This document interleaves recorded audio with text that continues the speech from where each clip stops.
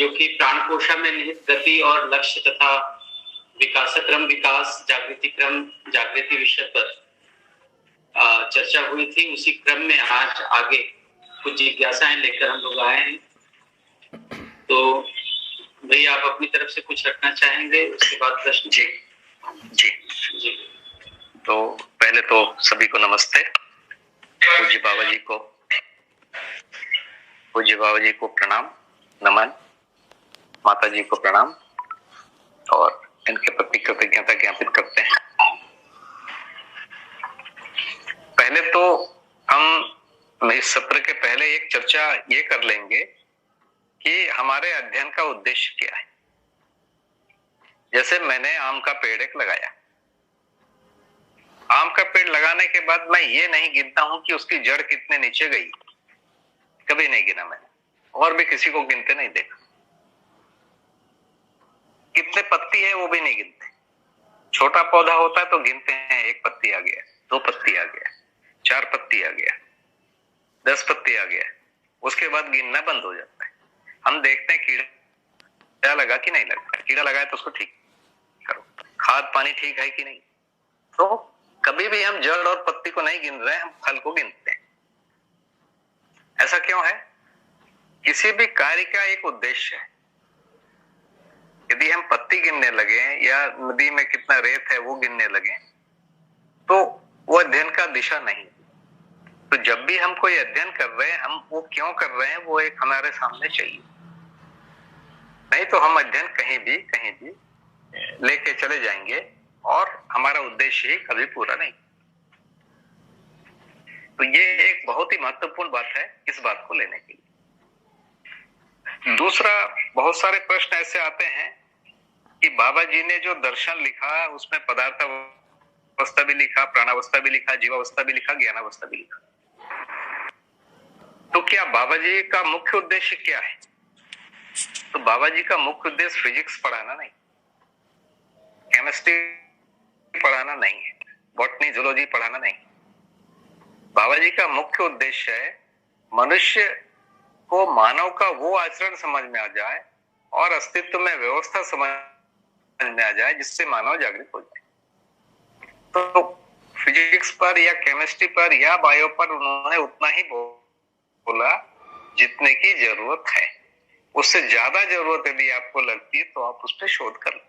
वही शोध की बात है कि जैसे एक मैं चश्मा यूज करता हूं, उस चश्मा में कितने परमाणु हैं, कौन कौन से परमाणु हैं, मेरे को उससे ज्यादा मतलब नहीं। जो बनाने वाले हैं उनको मतलब होता है कि कांच कौन सी क्वालिटी का होता है, तो कांच की क्वालिटी के लिए उन लोग कुछ काम करते हैं। ये मेरे लिए जरूरी नहीं। मैं ये देखता हूं कि हाँ इस क्वालिटी का कांच मेरे लिए ठीक है, तो उस समय मान जाता हूं। तो बहुत सारा चीज उस अर्थ में आता है कि प्रयोग और व्यवसाय के अर्थ में समझना है। वो हर आदमी को समझने की जरूरत नहीं, वो चीज हर व्यक्ति को समझना है। उससे कम में वो व्यक्ति व्यवस्था में जीने के लिए तैयार नहीं होगा, है ना। तो इन दोनों के अंतर को हमको समझ के बात करना होता है। तो बहुत सारे प्रश्न वैसे आ जाते हैं कि पृथ्वी के चारों ओर कितने सारे, ये जो सौर मंडल में हम 9 ग्रह या 8 ग्रह देख रहे हैं, कितनी चंद्रमा है? धरती की एक चंद्रमा है। तो ये सैटर्न की भी बहुत सारी चंद्रमा है। उसके बाद और हम उसके चारों तरफ एक रिंग है, वो रिंग कितना लंबा चौड़ा है, मोटा है, ये भी हम गिन सकते हैं। कितने रिंग हैं वो भी देखते हैं। बृहस्पति के कितने चंद्रमा हैं, उसमें कितने बार ग्रहण होते हैं, ये सारा चीज किया जा सकता है। लेकिन उद्देश्य हमारा क्या है ये ध्यान में रहना चाहिए, है ना। तो बृहस्पति का चंद्रमा है तो बृहस्पति में भी ग्रहण होता है, वो सूर्य ग्रहण नहीं होगा। तो बृहस्पति के लिए सूर्य ग्रहण और चंद्र ग्रहण होगा। लेकिन हम यहां से देखेंगे तो अलग प्रकार से वो दिखेगा, उसको देखा जा सकता है। लोगों ने देखा भी है, कई निष्कर्ष उससे निकले हैं। तो हमारा उद्देश्य क्या है हमेशा ये समझ में आना चाहिए और उसके बाद सारे अध्ययन होते हैं। तो यहाँ भी हम इन दोनों चीजों का बिल्कुल ध्यान रखेंगे कि अध्ययन का एक उद्देश्य है और मुख्य उद्देश्य यह है कि मानव व्यवस्था में जिए, उसके लिए कुछ ज्ञान चाहिए। तो एक बहुत बड़ा भाग है कि ये धरती व्यवस्था में है कि नहीं, अस्तित्व व्यवस्था में है कि नहीं, ये निष्कर्ष हमको लेना होता है। यदि धरती व्यवस्था में है तब तो मेरे व्यवस्था में जीने की बात समझ में आती है। यदि धरती ही व्यवस्था में नहीं है तो व्यवस्था में जीने की बात नहीं बन पाई, है ना। वैसे ही जैसे हम देखते हैं कि पृथ्वी सूर्य के चारों तरफ घूम रहा है और अभी तक हमारे पास जो ज्ञात रिकॉर्ड है उसके हिसाब से हजारों सालों से जो गणित हो रहे हैं उसमें धरती उतना ही तेजी से घूम रहा है। कभी कभी कोई न्यूज आ जाती है कि 0.01 सेकंड पृथ्वी की स्पीड घट गई है या बढ़ गई, ऐसा कभी कभी वैज्ञानिक बता दें। तो ये निष्कर्ष हमारे पास आते रहते हैं और इसको हम सुनते रहते हैं। अब धरती अपने कक्षा में घूम रहा है और सूर्य के चारों तरफ घूम रहा है, इन दोनों के बीच में एक संबंध है।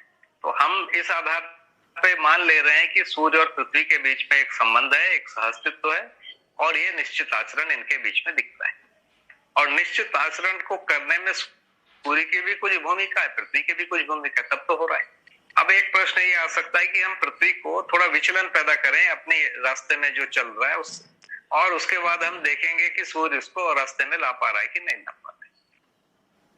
तो अभी का जो वैज्ञानिक जो अध्ययन का विधि है वो ये है, कोई चीज बढ़िया से चल रहा है, हम उसमें कोई एक हस्तक्षेप पैदा करें और उस हस्तक्षेप के बाद वो कब और किस तरीके से शांत होता है उसका स्टडी करते हैं। क्यों करते हैं? वैज्ञानिक इस प्रकार के अध्ययन का सीधे सीधे मतलब है कि हम उसमें हस्तक्षेप करके कुछ पैदा करना चाहते हैं। और क्या पैदा करना चाह रहे हैं? प्रकृति ने जो भी चीजें पैदा किया है उससे भिन्न और हम उससे अच्छा कुछ पैदा कर लेंगे, ये उसके मूल में मान्यता है।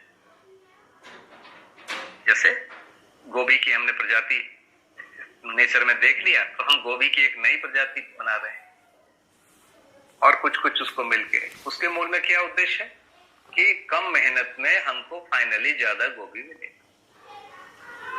दूसरा एक उद्देश्य है कि जो कर लेगा उसको बहुत ज्यादा पैसा मिलेगा, जो इस काम को कर लेगा। इन दोनों उद्देश्य से हो रहा है। क्या पहला वाला उद्देश्य सफल हुआ या दूसरा हुआ, इस पर हमको आगे सोचना पड़ेगा। अभी तक का तो निष्कर्ष ऐसा है कि दोनों में से एक ही सफल नहीं।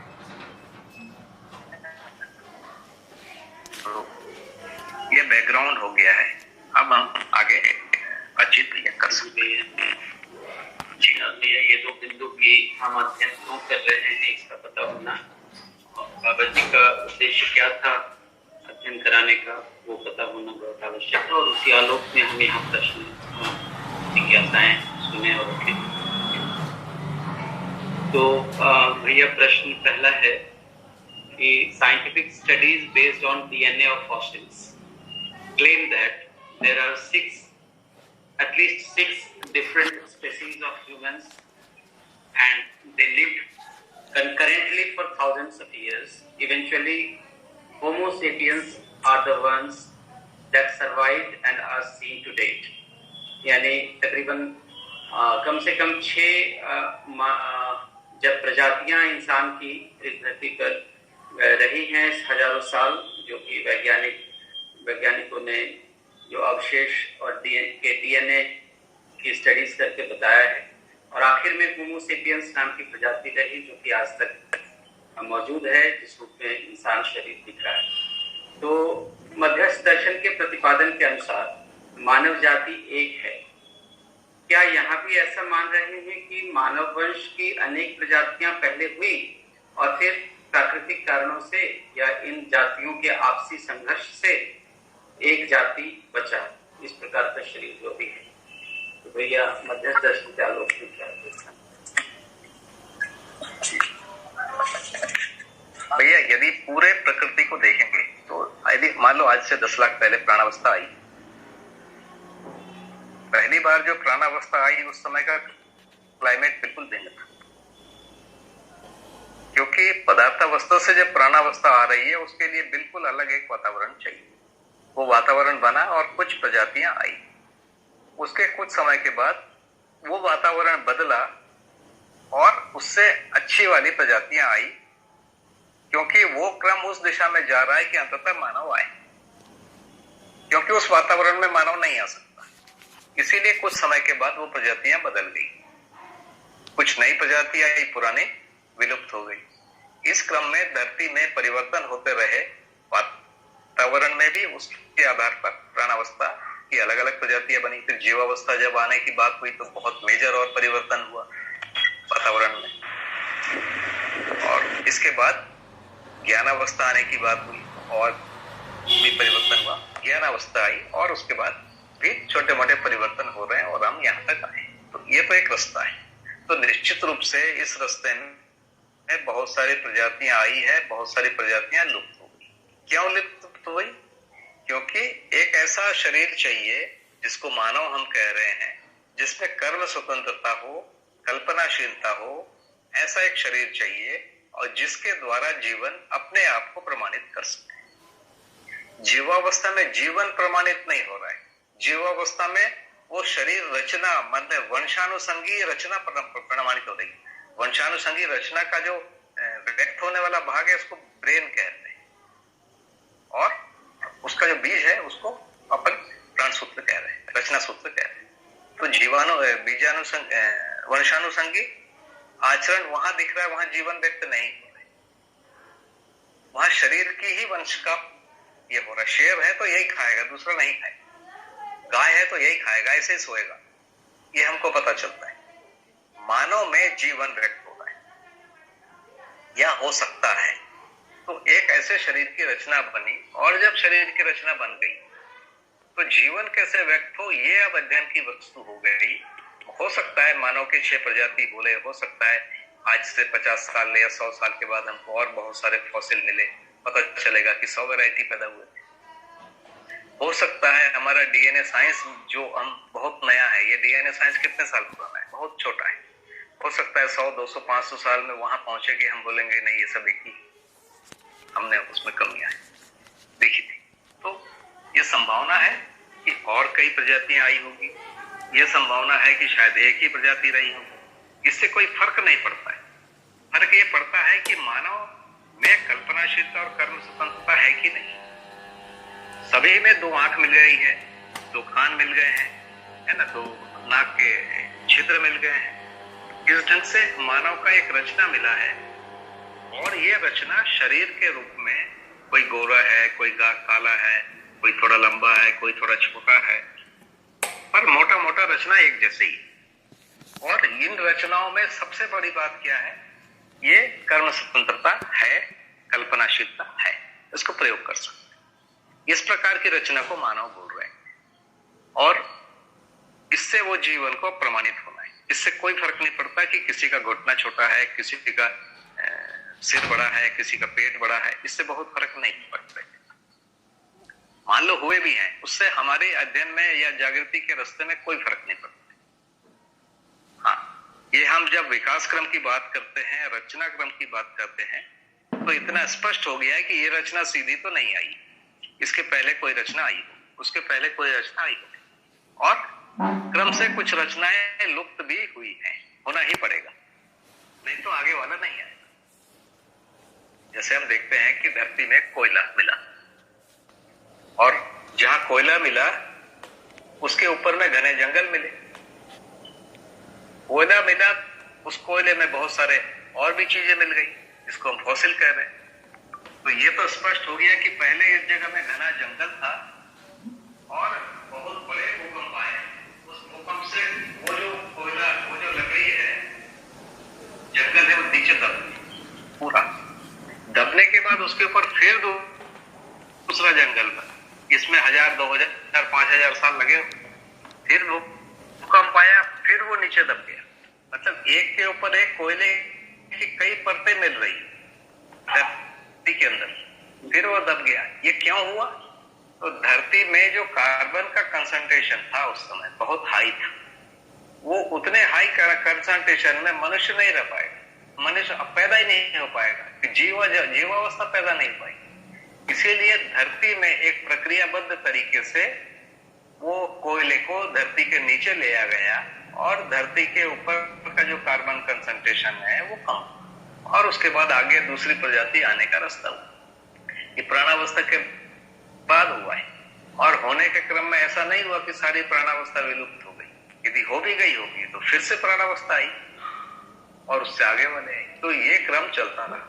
तो यहाँ अध्ययन का बिंदु है कि हो सकता है 6 प्रजाति हो सकता है 60 आई हो, कुछ भी हो, पर ऐसा एक शरीर चाहिए जहां कल्पनाशीलता और कर्म स्वतंत्रता व्यक्त हो सके, वैसा आ गया। और ऐसे चीज को मानव जाति एक कह रही। किसी की आंख बड़ी है, किसी की कान बड़ी है, कोई गोरा है, इस आधार पर अभी जब जाति बनाने गए वो जाति सफल नहीं। तो मानव जाति उसी आधार पर कि सब में कल्पनाशीलता है, सब में कर्म स्वतंत्रता है, सब में जीवन समान है, और ये अभी तक हमारे शिक्षा में नहीं आ पाए। अभी भी घूम फिर के वैज्ञानिक अध्ययन यही कह रहे हैं कि कोई एक प्रजाति ज्यादा सुपीरियर रेस है, कोई एक प्रजाति थोड़ी सी इंफीरियर, यही कह रहे हैं। और हमारा समाज, हमारा जो सामाजिक रचना है, लॉ है, इस बात के बिल्कुल विरोधी है कि किसी भी मनुष्य को ये नहीं बोल सकते कि वो बुद्ध है, बोल ही नहीं सकते। अभी जो ह्यूमन जीनोम के बारे में जब बात करते हैं तो एक वाटसन महाराज का नाम आता है, और उन्होंने एक बार बोल दिया कि जो अश्वेत लोग हैं उनमें वो मंद बुद्धि होते हैं, वो जेनेटिक्स के आधार पर उन्होंने बोला, तो उनको पद छोड़ना। तो साइंटिफिक स्टडी अभी उस जगह नहीं पहुंची है कि मानव एक समान है, नहीं पहुंची। लेकिन मानव चेतना, भले अभी मानव चेतना नहीं आई, लेकिन मानव अभी यह सुनना चाहता है कि मानव एक जैसा ही है, मानव समान है। उसके लिए साइंटिफिक एविडेंस नहीं, तो भी इस चीज को हम मान रहे हैं।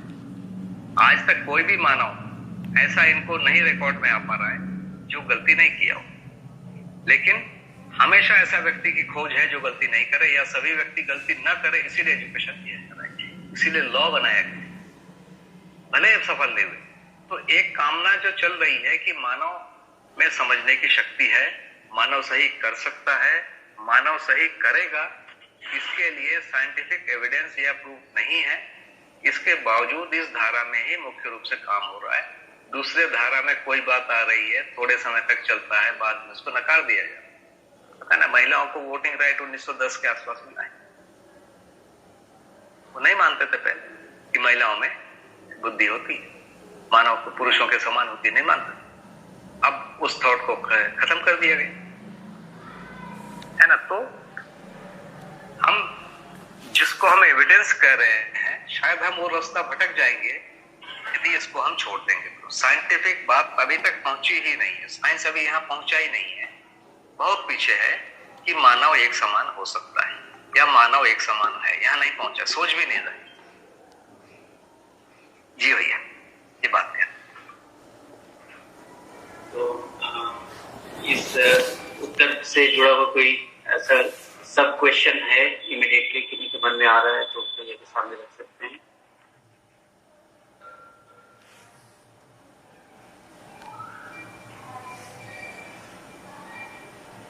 मुझे लगता है सब उत्तरित हुए, विज्ञान की सीमा समझ गए, और मानव कल्पनाशीलता और कर्म स्वतंत्रता के रूप में एक है, इस बात को विज्ञान नहीं बचा पाया है, पहचान पाया है। तो भैया दूसरा प्रश्न है, पदार्थ अवस्था में 2 आयामों में विकास क्रम दिखता है। पहला, परमाणु में विकास क्रम परमाणु अंशों के प्रस्थापन विस्थापन पूर्वक, और दूसरा रचनाओं में विकास क्रम यानी रसायन, प्राण कोशिका एवं शरीर रचनाएं। तो क्या इन दोनों आयामों में विकास क्रम साथ साथ हैं, या पहले परमाणु की आवश्यक प्रजातियां, सभी तरह के परमाणु बन गए, उसमें जीवन परमाणु भी है, ये स्थापित हुए, और फिर उसके बाद रचनाओं में विकास क्रम शुरू हुआ? ये थोड़ा सा जानना है। जी भैया, एक मैं बहुत छोटा सा टेम्परेचर बात कर रहा हूँ। जैसे हम लोग लोहा बनाते हैं, तो लोहा बनाते हैं तो लोहे के पत्थर को गर्म करते हैं, वो पिघल जाता है। पिघलने पे होता क्या है, लोहे के मतलब 1800 डिग्री के आसपास टेम्परेचर होता है, बहुत एग्जैक्टली मुझे नहीं पता, पर 1500 से नीचे तो होता ही नहीं। इतना हाई टेम्परेचर लाने के बाद हो क्या रहा है? इतने हाई टेम्परेचर लाने के बाद भी परमाणु से कोई परमाणु अंश नहीं निकल जा रहा, मतलब बहुत हाई आवेश है ये। यदि परमाणु अंश निकल जाते फिर वो लोहा नहीं रहेगा, कुछ और बन जाएगा, है ना? तो बाहरी परिवेश में भी कुछ काम नहीं हो पा रहा है इतना आवेश लाने के बाद भी। तो यहां पर इतना कहना है कि अभी इस धरती का जो क्लाइमेट है, इस क्लाइमेट में अधिक से अधिक हम रासायनिक और भौतिक क्रिया ही करा पाते हैं। परमाणु अंशों में बाहरी परिवेश या उसके अंदर वाले परिवेश या उसके अंदर में छेड़छाड़ करने के लिए बहुत बड़ी कोई स्थिति चाहिए, तब उसके अंदर परिवर्तन होता है, सामान्य में नहीं हो रहा है। तो यदि अपन धरती के भूगर्भ को आज सोचें, वहां इतना तापमान हो सकता है और इतना दबाव भी हो सकता है कि यहां दूसरी प्रजातियां शायद बन जाए, है? एक प्रकार के अणु से या एक प्रकार के परमाणु के अलावा दूसरे परमाणु बन जाए। धरती की सतह में तो वो संभावना है ही नहीं आज। तो ऐसा हुआ। अब इस चीज को भी ध्यान में रख लें और आगे सोचेंगे तो निश्चित रूप से सूर्य में आज जैसे एक या दो प्रकार के परमाणु हैं, कुछ समय के बाद ये थोड़े ठंडे होंगे तो और थोड़े बढ़ेंगे, इसके बाद और थोड़े बढ़ेंगे, और एक समय में आने के बाद बहुत सारे परमाणु हो जाएंगे। उसके बाद रासायनिक क्रिया शुरू। तो रासायनिक क्रिया शुरू होने के लिए भी एक न्यूनतम तापमान ही चाहिए। अभी सूर्य में जो है वहां रासायनिक क्रिया ही नहीं हो सकती, है ना? प्राणावस्था की क्रिया के लिए और न्यूनतम तापमान चाहिए। जैसे बिजली, हाइड्रोजन और ऑक्सीजन मिलकर पानी बनने के लिए कोई एक बड़ा तापमान चाहिए।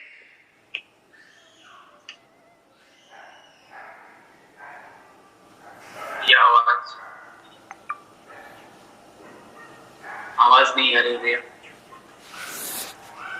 नहीं होगा, पेड़ अपने आप में एक रासायनिक क्रिया है। कई प्रकार के लिए आवाज चली गई थी, पिछली बात दूसरा जी, फिर से कहां से?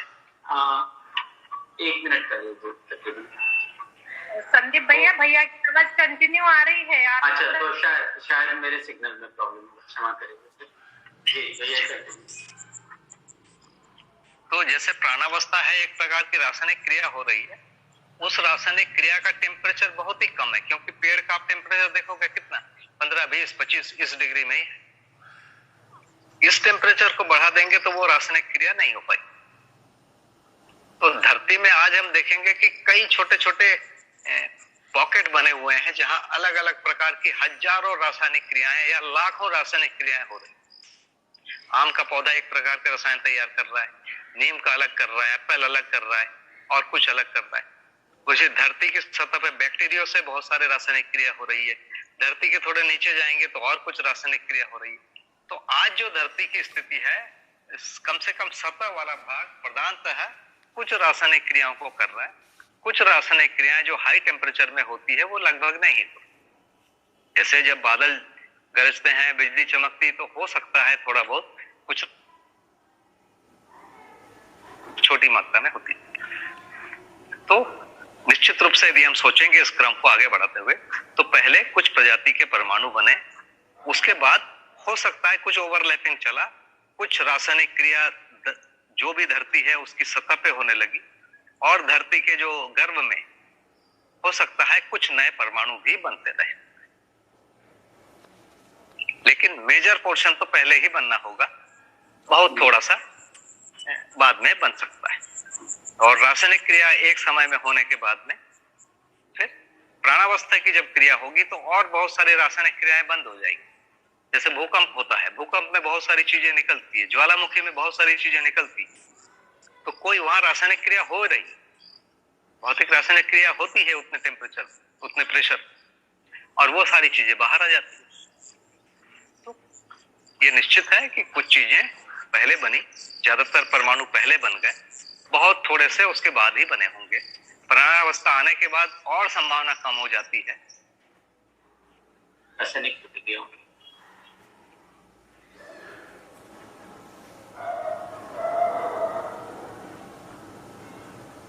भैया आपकी आवाज चली गई है। हाँ वही मैं सोच रहा था भैया आपकी आवाज नहीं आ रही। तो परमाणु अभी आ रही? भैया जी आवाज चली गई। ये अभी आ रही है भैया, आधे मिनट के बाद। हाँ 20 सेकेंड लगभग। हाँ 20 सेकेंड। तो परमाणु के बाहरी परिवेश में परिवर्तन करने के लिए भी बहुत ज्यादा हमको आवेश की जरूरत होती है। उतना आवेश सामान्यतः धरती में पैदा नहीं हो रहा है, मानव अपने प्रयासों से थोड़ा बहुत कर ले रहा है। जैसे बता रहे हम लोहे को गर्म कर रहे हैं, 1500-1800 डिग्री टेम्परेचर कर ले रहे हैं। शायद कई जगह हम थोड़ा 5000-10,000 भी कर लेते हैं। प्रकृति में अपने आप नहीं हो रहा है, धरती की सतह में है ही नहीं कोई भी। बिजली चमकने वाली घटना को छोड़ देता, और धरती के ऊपर में मान लो टेम्परेचर कभी पैदा भी हो जा रहा है तो वहां प्रेशर नहीं, प्रेशर वहां कम है। तो इसलिए अभी मुख्य रूप से रासायनिक क्रिया प्रधान ये धरती हो गई है, और रासायनिक क्रिया भी बहुत कम तापमान में करने वाली चीजें हैं। तो इस आधार पे हम ये निष्कर्ष निकाल सकते हैं कि अधिकांश जो चीजें हैं परमाणु में पहले बन गए हैं। इक्का दुक्का परमाणु हो सकता है बाद में बने रासायनिक क्रिया के साथ भी, पर उसकी जगह धरती के भूगर्भ में ही होगा। और इसके बाद फिर धीरे धीरे मानव आ गया, तो उस प्रकार की चीजें। जी भैया जी बहुत सुंदर है, ऐसा अनुमान बनता है, स्वीकार भी होता है। तो ये इस प्रश्न से जुड़ा कोई सब क्वेश्चन है किसी के मन में जिज्ञासा? हेलो। तो भैया अगले क्वेश्चन में चलते हैं, क्योंकि इस उत्तर के साथ कोई जिज्ञासा नहीं जुड़ी है। बाहर जाऊंगा फिर से आता हूं। जी भैया, तब तक के लिए ये दो प्रश्न जो उत्तरित हुए हैं भैया के द्वारा, उससे जुड़ी हुई कोई बात यदि आती हो।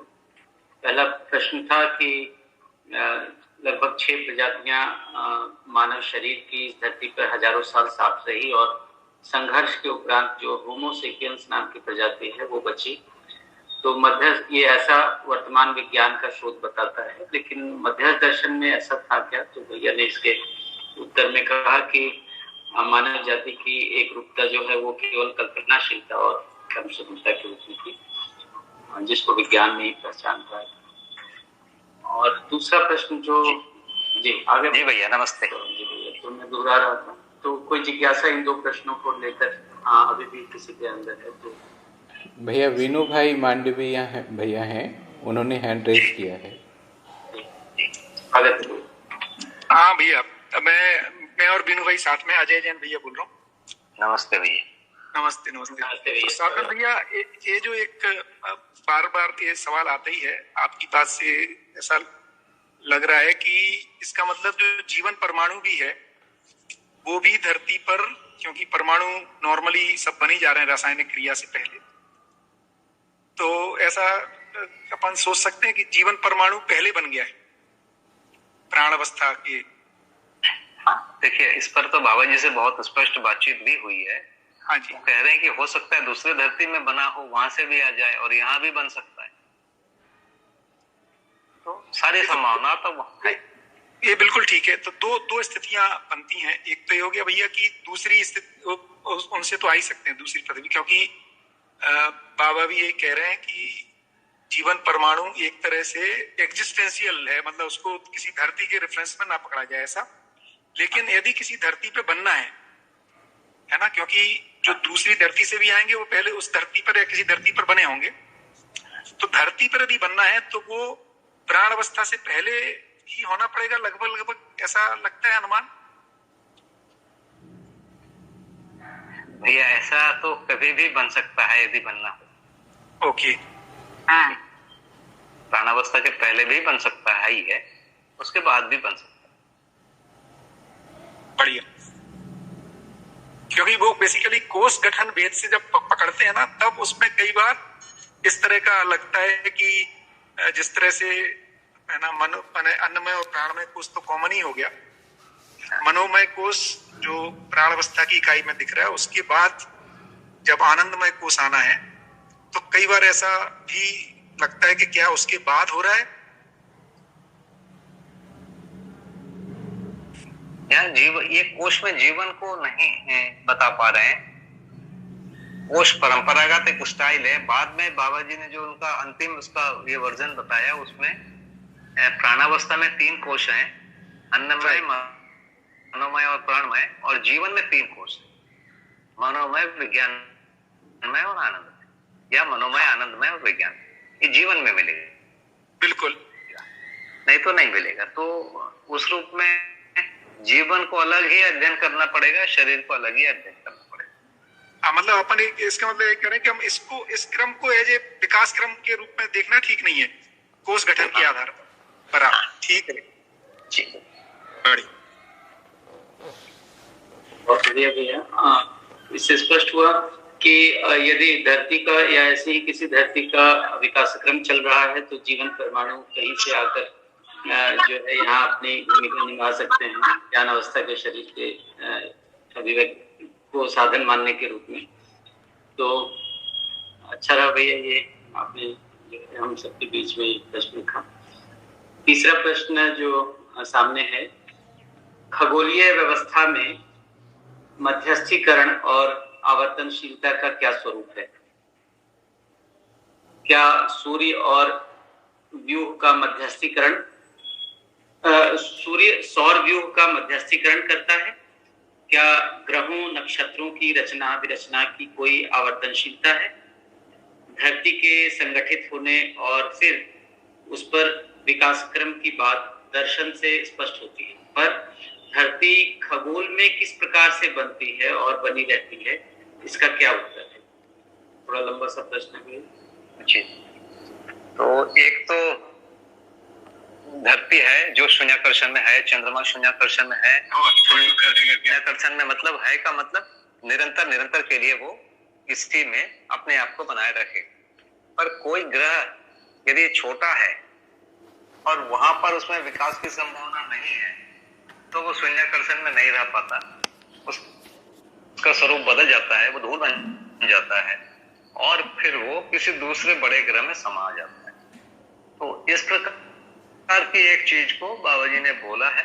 और ऐसा अभी जो कुछ एविडेंस दिखते हैं, अभी जो एस्ट्रोनॉमर्स उसमें भिड़े हुए हैं और उसमें बहुत सारे कुछ देख रहे हैं कि कोई कॉमेट किसी में घुस गया जाके, तो उसका ये व्याख्या देते हैं कि ये होता है, बहुत सारे छोटे चीज हैं वो किसी बड़े में अंतर में समा जाएंगे, इसकी संभावना बनी। ये तो खगोलीय व्यवस्था की बात है। दूसरी बात, यदि हम देखते हैं कि जो खगोलीय जो इनका आवर्तनशीलता का स्वरूप किया, तो धरती है वो स्थिर हो गया क्योंकि इसमें चारों अवस्थाएं आ गई, तो इसमें विकास का जो बहुत बड़ा हिस्सा हो गया है। अब इसमें फिर से विरचना की संभावना नहीं है। विरचना की संभावना वही है जहां पर अगला कदम विकास के लिए संभव नहीं। क्या सूर्य सौर व्यूह का मध्यस्थीकरण करता है? तो इसका उत्तर है कि हाँ, करता है। ये किस आधार पर कह पा रहे हैं? जैसे परमाणु में मध्यांश है, उसी तरह से सूरज जो है वो इस व्यूह का मध्यांश। अब इसको देखने के लिए एविडेंस हम कैसे करें? देखिए, हर चीज को हम एविडेंस से देखेंगे। उसका यही है कि पृथ्वी हमेशा अपनी दूरी पर घूम रही है और वो हजारों सालों से ऐसा चल रहा है, इसमें कोई परिवर्तन नहीं, शून्याकर्षण में है। तो यही उसका उत्तर है। क्योंकि फिर अभी जो उत्तर जांचने की दूसरी प्रक्रिया है कि हम पृथ्वी को थोड़ा हस्तक्षेप करें, अपने रास्ते से बदले, और उसके बाद फिर सूरज उसको ला पा रहा है कि नहीं देखेंगे, है ना। ये वाला अध्ययन तो नहीं चलेगा, है ना। कोई दूसरा ही हमको विधि सोचना पड़ेगा। तो अभी इस व्यवस्था में ऐसा ही रहते हुए हमको चीजों को समझने का प्रक्रिया को डेवलप करने की जरूरत है। तो इस आधार पे हम ये मान सकते हैं कि पृथ्वी का, हम देखिए, कुछ डेटा तो मेरे पास 40-50 साल का है, लेकिन मेरे पिताजी को भी मैं शामिल कर लूं कि तो और 25-50 साल का डेटा जुड़ जाता है। अपने दादाजी को शामिल करूं तो और 25 साल का डेटा जुड़ गया। तो ये कुछ हजार साल के डेटा पर हम विश्वास करते हैं। तो मानव संस्कार अनुसंगी है, इसका मतलब ही यह है कि मेरे पूर्वजों ने जो निष्कर्ष निकाले हैं उसको मेरे को सुनना पड़ेगा। नहीं तो हर दिन अब मेरे को ये फिर से शोध करना पड़ेगा कि धरती वाकई में गोल है कि नहीं, धरती सूरज के चारों तरफ घूम रही है कि नहीं घूम रही है। इसके लिए जो एक्चुअल गणित है मैं उसको नहीं पढ़ाऊं, हमको पढ़ाया भी नहीं है। लेकिन एक समय में गणित के आधार पर आदमी वहां पहुंचा कि धरती ही सूरज के चारों तरफ घूम रही है, सूरज नहीं घूम रहा है ना। हम बहुत फेमस चीज को जानते हैं ना, आर्यभट्ट ने बता दिया या ऐसा जो भी किसी ने, है ना। तो ऐसे बहुत सारी चीजों को हम पढ़ते हैं। अब हम हर चीज को खुद वेरीफाई करने जाएंगे क्या? नहीं जा सकते, फिर हम वहीं के वहीं रहेंगे। तो मानव संस्कार अनुसंगी है, जो धरती का नक्शा बना हुआ है या भारत का नक्शा बना हुआ है, एक आदमी ने नहीं बनाया, लाखों लोगों ने हजारों वर्षों की मेहनत के बाद इसको बनाया है ना। तो इसको हम अपने अकाउंट में ले लेते हैं और इन सब प्रक्रियाओं से हमको समझ में आता है कि भाई वर्ष जो है इतने दिन का ही हो रहा है, हमारे पास जो पुराने डेटा है उसके आधार पर चंद्रमा इतने ही दिनों में होता है। और इन सबको देखने पर हमको पता चलता है कि ये स्थिर है और ये व्यवस्था में है। ये समझना आ जाए, व्यवस्था में है इतना ही समझना है। व्यवस्था में क्यों है, इसका उत्तर यह है कि पूरा अस्तित्व फिर व्यवस्था में है ना, व्यवस्था में होने की प्रवृत्ति है। तो ये जो बात है कि हर इकाई व्यवस्था में है, पूरा उससे बड़ी जो इकाइयां हैं, बड़ा जो सोलर सिस्टम है वो व्यवस्था में है, उससे बड़ा वाला व्यवस्था में है। और जब हम इस व्यवस्था को स्वीकार पाने की स्थिति में आते हैं तभी हमको अभय बनता है। नहीं तो हमेशा भय रहेगा, मैं मर जाऊंगा, ये रहेगा, कोई मरना चाहता नहीं है। तो अभय को पाने के लिए व्यवस्था, निरंतरता, इस प्रकार की चीजों के अध्ययन की आवश्यकता है और उसके लिए ये विधि बनी हुई। इस प्रश्न में भी जो ग्रह नक्षत्रों की आवर्तनशीलता पूछी गई है, तो इसमें वही भय भी मुझे लग रहा है कि होता है कि ये धरती भी कहीं आवर्तनशील तो नहीं, ऐसा क्योंकि हमने पढ़ लिया है कि आवर्तनशील ही होता है। पदार्थावस्था प्राणावस्था में बदलती, प्राणावस्था पदार्थावस्था में बदलती, ये पढ़ लिया है। लेकिन कोई चीज निरंतर बना रहता है, इसके लिए कोई सोच ही नहीं। अभी कामना है, कोई भी मनुष्य मरना नहीं चाहता, निरंतर रहना चाहता। ये कामना है, ये कामना को स्वीकार नहीं पा रहे हैं। जो पढ़ा लिखा वर्ग है उसको स्वीकार नहीं, लेकिन आदमी इसी कामना से करके आगे बढ़ रहा है। जैसे मनुष्य में अभी तक शांति नहीं आई, युद्ध हो रहे हैं, लेकिन कामना क्या है, हम युद्ध नहीं करें, हम शांति से रहें। तो सारा जो स्टडी है, सारे जो मीटिंग है उसी दिशा में है कि युद्ध न हो, मानव शांति में रहे, जबकि आज तक हुआ नहीं। यह सोचने की बात है, आज तक हुआ नहीं है तो भी आदमी ने उसको छोड़ा क्यों नहीं। ये नहीं बोल पाया कि लॉ है झगड़ना, मानव से झगड़े का ये लॉ है, ऐसा अभी तक नहीं बोल पाए, पढ़ा नहीं पा रहे हैं। मानव से सहअस्तित्व में रहेगा, ये लॉ है। ये लॉ को हम समझ नहीं पा रहे, इस लॉ में हम जी नहीं पा रहे हैं, यहां तक बात आके रुकी। जबकि साइंस क्या कह रहा है कि संघर्ष लॉ है, मानव में भी संघर्ष लॉ है, जीवावस्था में भी संघर्ष लॉ है, इसको स्वीकार कर लो।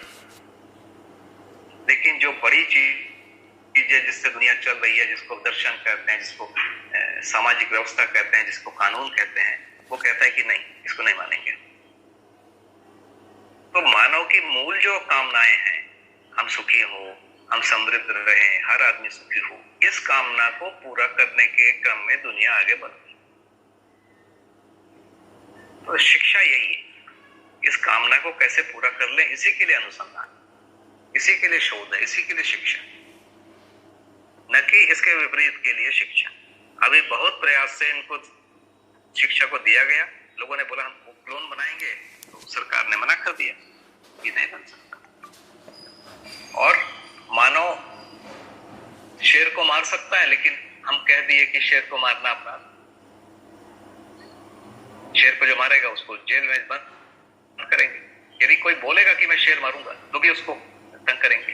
ये भी अब उचित नहीं है किसी को बोलना कि बाघ को मैं मार दूंगा, किसी आदमी को मैं मार दूंगा, ये बोलना गलत नहीं है। इच्छा होती है हमारे, लेकिन इसको बोल नहीं सकते, इसको धमकी मानेंगे, इसके लिए अपराध। तो मानव जाति शांति पा जाए, सुख पा जाए, समाधान पूर्वक रहे, साथ साथ रहे, ये मूल कामना को पूरा करने के लिए शिक्षा है, अनुसंधान है, शोध है, व्यवस्था है। इसके विपरीत यदि कोई ज्ञान भी आया है, उस ज्ञान को कुछ समय तक लोग झेल रहे हैं, बाद में इसको निकाल फेंक देंगे, कोई नहीं पूछता।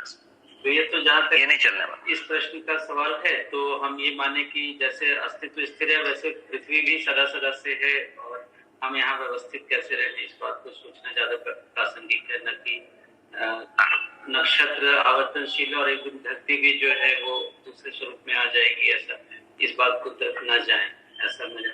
जैसे अभी हम कुछ सैटेलाइट छोड़ रहे हैं, वो सैटेलाइट कुछ दिन तक कक्षा में रहते हैं, ऐसा लगता है शून्याकर्षण में आ गए, लेकिन कुछ सालों के बाद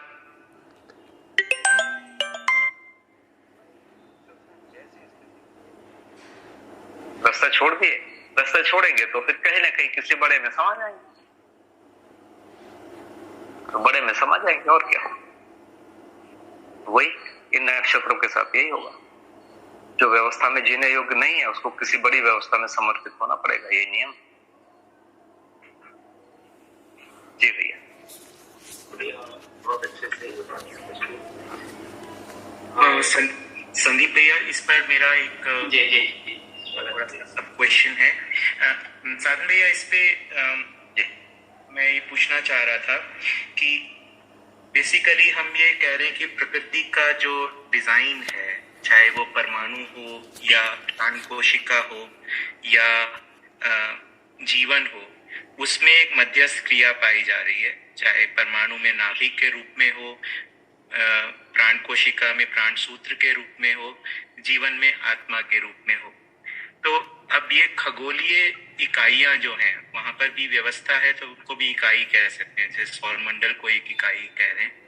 तो हाँ, आपने ये कहा कि सौर मंडल एक प्रकार से उसके लिए मध्यस्थ क्रिया के लिए जिम्मेदार है।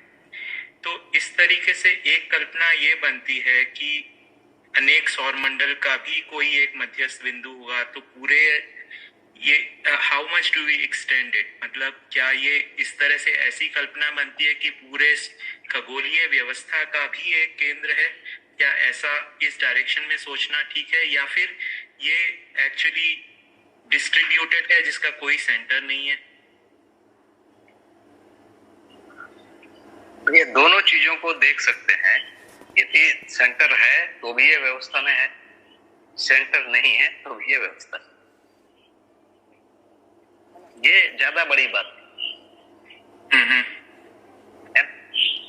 और इसका पता लगाना बहुत लंबी प्रक्रिया होगी, क्योंकि अभी कितने ग्रह हैं, कितने हजारों करोड़ों अरबों किलोमीटर तक हैं, इसका तो अभी हिसाब भी नहीं लग पाया। तो उसको कैसे ढूंढा जाएगा?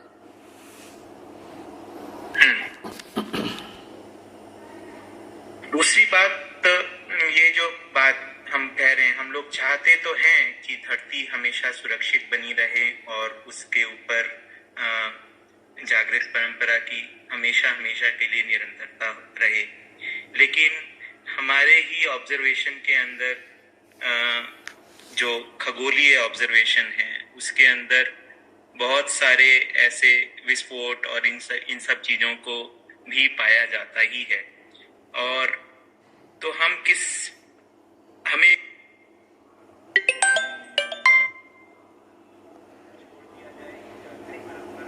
होगी तो उसकी निरंतरता होगी, या फिर हमें इसकी प्रक्रिया भी हम एक्सप्लेन कर पाएंगे कि धरती की निरंतरता जो है वो किस प्रकार से अश्योर होती है?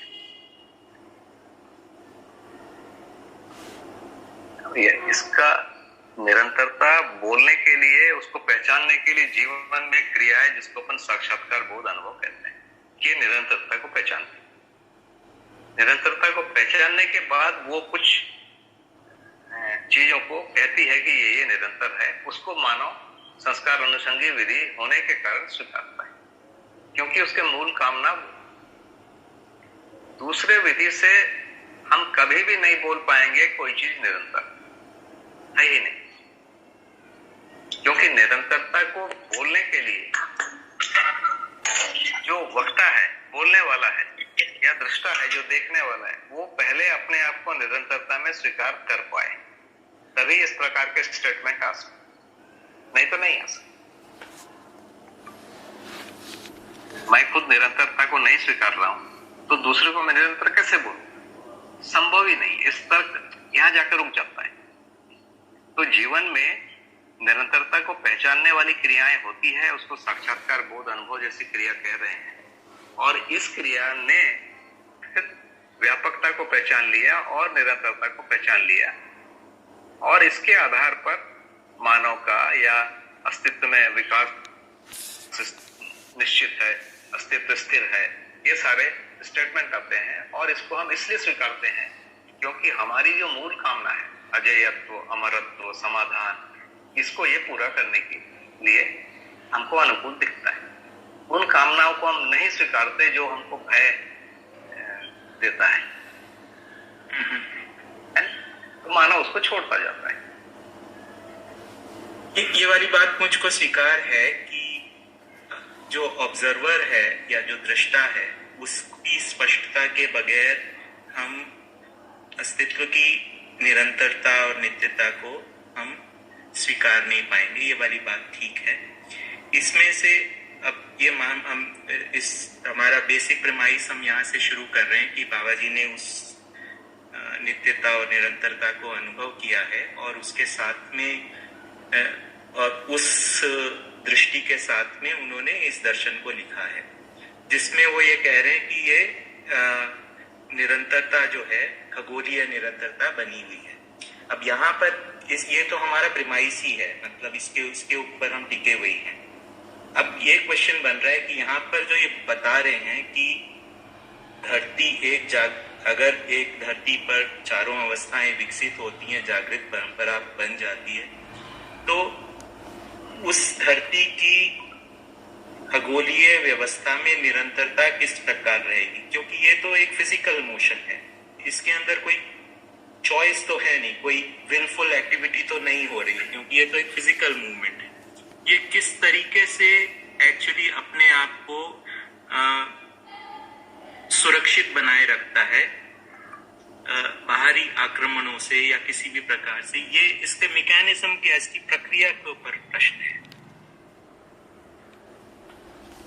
ये प्रश्न इसीलिए उठता है कि अभी हमने जो बड़े बड़े दूरबीन से कहीं ना कहीं कोई ग्रह आते जाते देख लिया, किसी ग्रह में कोई समाप्त, और खाली आंखों से दिखता था कि तारा फूटा और उल्का गिरा, इस सब हम देखते थे। उस समय उल्का गिरना इतना बड़े में कभी भी लोगों ने नहीं सोचा कि धरती को खत्म कर देगा। अब इनको लगता है कि ये धरती को खत्म कर देगा। अभी कुछ साल पहले, 20 साल पहले लगभग, या 22-23 साल पहले, बृहस्पति में एक चीज घुस गई, बहुत बड़ा एक हल्ला आया है ना, मैं उसका नाम भूल जा रहा हूँ। शुमाकर ये हो रहा है कि भयंकर उत्पात होगा, ये शुमाकर लेवी में भी है, हो सकता है। हाँ, तो बृहस्पति में घुस गया है ना। तो पहले आ रहा था तो लोगों ने बोल दिया था ये बृहस्पति में घुस जाएगा और ऐसा होगा और वैसा होगा, बहुत कुछ। लेकिन जब वो घुस गया तो कोई हलचल ही नहीं। जैसे समुद्र में पानी एक बूंद ऊपर से गिराया जाए तो जैसा पी लेता है, वैसा उसने इसको पी ली। तो इस प्रकार की जो कुछ कल्पना है अभी हम नहीं सोच पाते। अभी हमारे पास जितने पावरफुल जो दूरबीन आए हैं, उससे अभी तक एक भी ऐसा प्लेनेट नहीं दिखा जिसपे प्राणावस्था हो। प्राणावस्था का इससे बाहर अस्तित्व है, अभी हम वहां पहुंच ही नहीं पाते। तो यदि पहुंचते भी हैं तो जो डेटा लिया जाएगा, अब मान लीजिए कोई 10 प्रकाश वर्ष दूर है या 1 प्रकाश वर्ष दूर दूसरी धरती मिल गई जिसमें 2 अवस्था है या 3 अवस्था है, तो ये जो डेटा है वो तो उतने वर्षों के बाद आएगा ना। तो मैं कैसे मानूं? तो मेरे सामने एक ही उपाय है कि भाई ये लैब जो बोल रहा है, लैब ये आपका माइक म्यूट हो गया है। तो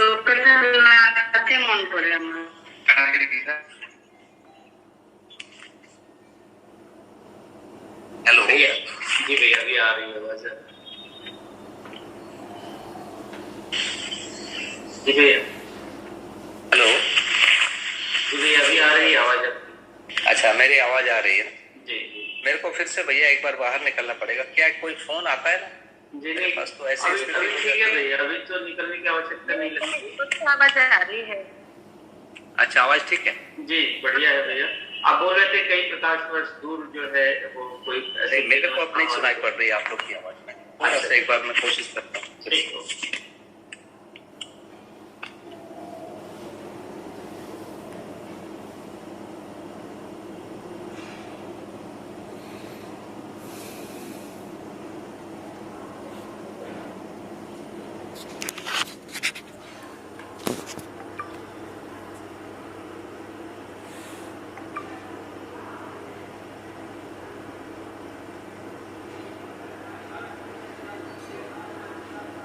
तो जब तक कि भैया जुड़ते हैं, राकेश भैया जी यदि मैं अपनी बात, हाँ भैया जी। जी भैया नमस्ते।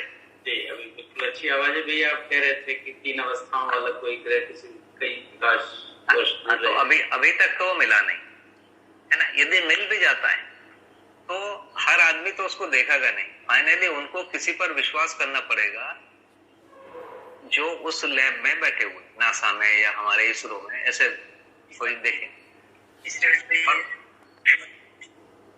उसमें भी जो लोग देखेंगे वो लोग ऐसा वीडियो नहीं देखेंगे जैसा अभी हम देख रहे हैं। वो क्या देखेंगे? कोई सिग्नल देखेंगे, उस सिग्नल को डिकोड करना पड़ेगा तब दिखेगा, है ना। जैसे अभी अपन स्पेक्ट्रम देख के बोल देते हैं कि इस धरती में हाइड्रोजन है, ऑक्सीजन है, नाइट्रोजन है, लोहा है, बताते हैं स्पेक्ट्रम देख। ये कौन बोल पा रहा है?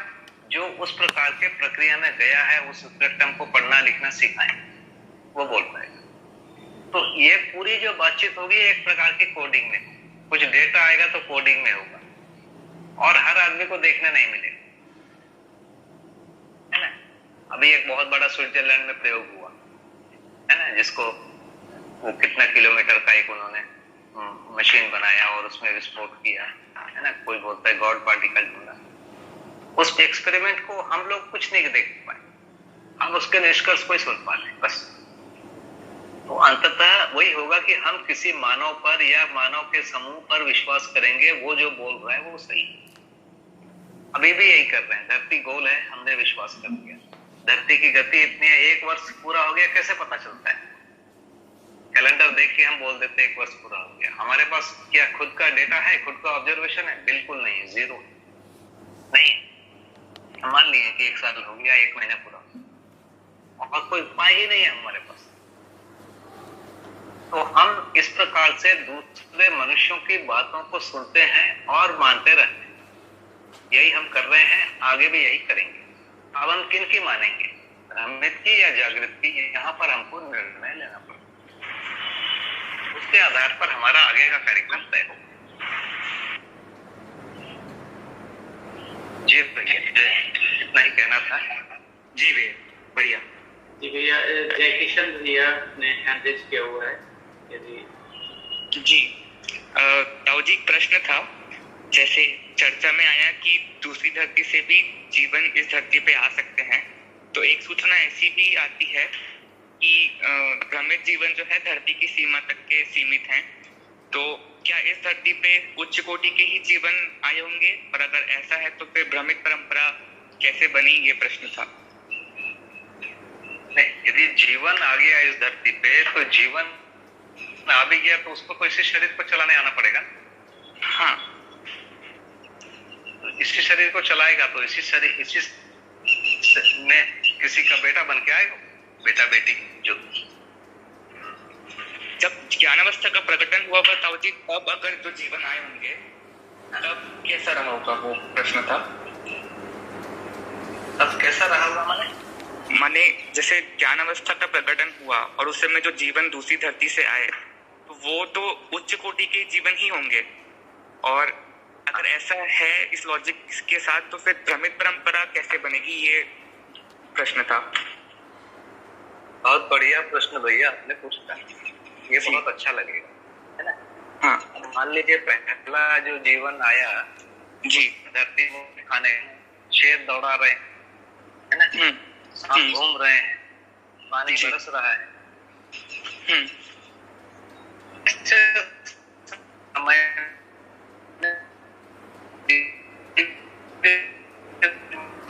भैया आवाज कट रही है। आवाज चलती रहती है। अरे नहीं भैया आवाज चली गई। हेलो, चली गई भैया। हेलो, अभी ठीक हो रही है। हेलो, ठीक है, अभी बिल्कुल ठीक। मान लो वो किसी जानवर से कोई मनुष्य पैदा हो गया, वो जागृत जीवन ही है। अब उसको पहला काम क्या करना पड़ेगा? अपना भोजन बनाना पड़ेगा, कपड़े बनाने पड़ेंगे, मतलब वो जानवरों जैसा ही रहेगा। वहां से वो पूरी प्रक्रिया शुरू होगी अपने शरीर को बनाने वाली, और वो जहां से यात्रा शुरू हुई है वहीं से यात्रा करना। ठीक है ना भैया? जी ताऊ जी। है ना, आग का आविष्कार होगा, नहीं तो पानी कैसे पिएगा? नदी में जाएगा, वहां पानी पीने, वहां शेर बैठा हुआ है, क्या करेगा? तो उसको उन्हीं चीजों को फेस करना पड़ेगा जो आदि मानव ने फेस किया। जी, तो उसका पूरा जो ये है, फिर दूसरा, क्योंकि अपने शरीर को बनाए रखना पड़ेगा, उसको बच्चे को पालना पड़ेगा, तो जागृत होते हुए भी उन्हीं प्रतिकूलताओं को झेलना पड़ेगा। और धीरे धीरे आग का आविष्कार होगा, बर्तन का आविष्कार होगा, कपड़े का आविष्कार होगा, कृषि का आविष्कार होगा, ये सब होता रहेगा। ओके अब ये बात तो पक्की है कि सभी जागृत जीवन नहीं आए। जी एक आध जागृत आया होगा, ज्यादातर अजागृत आए होंगे, उन्होंने जागृत की बात नहीं सुनी होगी। जी, यही होगा जो आज भी होगा। जी। ये तर्क है। देखो, ये मुख्य रूप से ना बौद्धिक हम विलास कर रहे हैं, एक प्रकार से एक हाइपोथेटिकल कंडीशन को लेकर हम सोच रहे हैं। इस पर हम सोचते हैं कि कोई समाधान मिलेगा। हाइपोथेटिकल में थोड़ा मनोरंजन हो सकता है, समाधान तो वर्तमान में होगा। अभी हम जहां पर हैं वहां के लिए हमको चीजों को सोचना पड़ेगा। जी भैया, धन्यवाद ताऊ जी। भैया एक युवराज सिंह भैया है, यदि इस प्रश्न से जुड़ा हुआ प्रश्न है तो क्या शेयर करें? युवराज सिंह भैया। जी भैया नमस्कार। नमस्ते भैया, जो व्यवस्था दिखती है सौरव्यूह में भी और पूरे अस्तित्व में भी, लेकिन अगर हम परमाणु में देखें और जीवन परमाणु में भी, तो 4 परिवेश दिखते हैं और मध्यांश दिखता है। तो सौरव्यूह में अगर देखते हैं तो मध्यांश, अगर सूर्य है वो मध्यांश का काम कर रहा है, तो परिवेश ज्यादा है। तो इसलिए मुझे वो और थोड़ा ज्यादा समझना था कि किस तरीके से, मतलब सूर्य जो है वो मध्यांश का काम करता है सौरव्यूह में। अभी इसमें हम जो जीवन परमाणु की बात कर रहे हैं कि कुछ परिवेश है, उसमें कुछ अंश घूम रहे हैं। अभी सौर मंडल को देखेंगे तो पृथ्वी एक परिवेश है, पृथ्वी के ऊपर एक और चंद्रमा अलग से घूम रहे है ना। बृहस्पति के ऊपर 16, 17 या पता नहीं 23 कितने हैं वो चंद्रमा घूम रहे है ना। शनि के ऊपर पूरा एक प्लेट घूम रहा है ना। तो कोई एक ग्रह एंटी क्लॉकवाइज घूम रहा है, बाकी सब क्लॉकवाइज घूम रहे है ना। और ऐसे भी अभी वैज्ञानिकों ने पहचान लिया कि परिवेश में बहुत सारे ग्रह क्लॉकवाइज घूम रहे हैं, एक एंटी क्लॉकवाइज घूम रहे हैं। और अभी हमारे वर्तमान में एक ग्रह अपनी धुरी पे अलग घूम रहा है और परिवेश में एक ही जैसे घूम रहा है। इस ढंग से लोगों ने पहचाना है। ठीक है, तो ये सब प्रकार के मॉडल हो सकते हैं, अब माना जाता है। पहले तो ये थ्योरी भी है कि ऐसा होगा, लेकिन उससे विपरीत वाला कुछ मिल गया तो मान लिया कि नहीं मिल गया तो मानना ही पड़ेगा कि है। अब इसके लिए उन्होंने दूसरे तर्क दी। तो कुल मिला के हम अपने तर्कों को बदलते जा रहे हैं एविडेंस के आधार पर, है ना। पहले तर्क को ज्ञान मान रहे थे, तर्क को मान रहे थे ये नॉलेज है, ये ज्ञान है, ये प्रिंसिपल है, ये सिस्टम है। जैसे कोई दूसरी चीज मिलती है फिर नया तर्क बनाते हैं। तो अंततः एविडेंस ज्ञान, जो चीज मिल रही है वो ज्ञान है, न कि तर्क ज्ञान। अस्तित्व में गठनपूर्ण परमाणु होता है, ये ज्ञान है।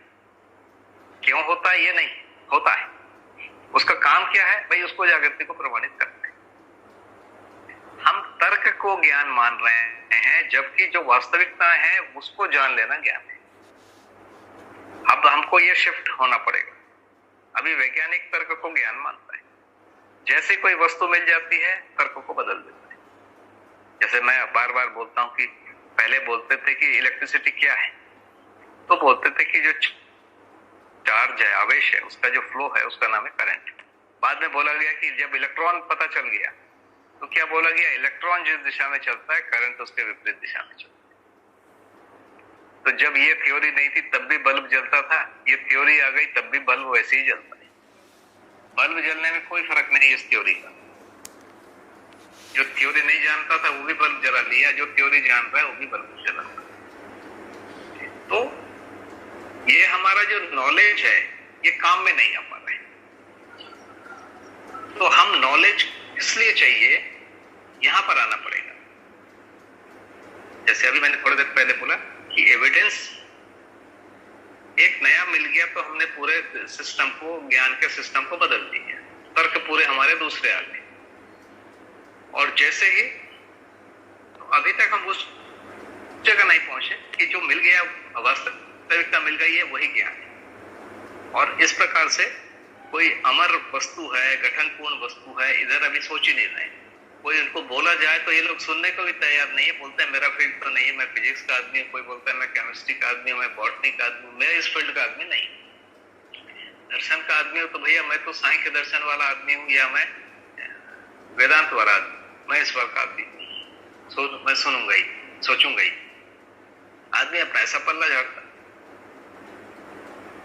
तो यहाँ प्रॉब्लम है। जी भैया। जी भैया, बढ़िया। मतलब तर्क से अगर कोरिलेट करने जाएं परमाणु को और सौरव्यूह को, तो कोरिलेट नहीं करना है, लेकिन जो है, जैसे आपने कहा कि जो है उसको देखा जाए, ना कि तर्क के आधार पे ज्ञान को। ज्ञान चीज बड़ी चीज है तर्क से भी, तो वो समझ में आया भैया। धन्यवाद। अब देखिए ना, मेंडलीफ का अपन पीरियोडिक टेबल पढ़ते हैं, बहुत अच्छा लगता है। उन्होंने पहले ही भविष्यवाणी कर दिया था कि ये इस प्रकार का मिलेगा आपको बाद, अच्छा लगता है। लेकिन आपको 3 जगह ऐसा है कि बाद वाले का एटॉमिक वेट कम है, पहले वाले का ज्यादा, जबकि क्रम से ऐसा होता है कि बाद वाले का एटॉमिक वेट ज्यादा होगा। 3 जगह ऐसा है कि बाद वाले का कम हो गया, पहले वाले का ज्यादा होगा। एक ही ग्रुप में, जैसे लेंथेनाइट और एक्टिनाइट कहते हैं, उसमें 15-15 डाल के रखें, जबकि उस जगह पर एक ही होना चाहिए। वो 15 को एक जगह बैठा दिया, है ना? कैसे करो? तो ये सब जुगाड़ सेटिंग है। कहने को तो ये 15 जगह देना था ना उन्हें। जैसे ही आप 15 जगह दोगे तो उस ग्रुप का वो सदस्य नहीं होगा। एक ग्रुप में एक प्रकार की क्वालिटी है, वो क्वालिटी नहीं दिखेगी। तो इस ढंग से हम सेटिंग करते चले आ रहे हैं। सेटिंग को हम ज्ञान कहते हैं, इसको हम तर्क कह रहे हैं, तर्क को ज्ञान कह रहे हैं, जबकि ये ज्ञान नहीं। जो मिल गया है वही ज्ञान। हाँ, याद रखने के लिए पीरियोडिक टेबल का जो स्ट्रक्चर है बढ़िया, तो याद रखने का एक टूल के रूप में भी हम बोलेंगे तो बढ़िया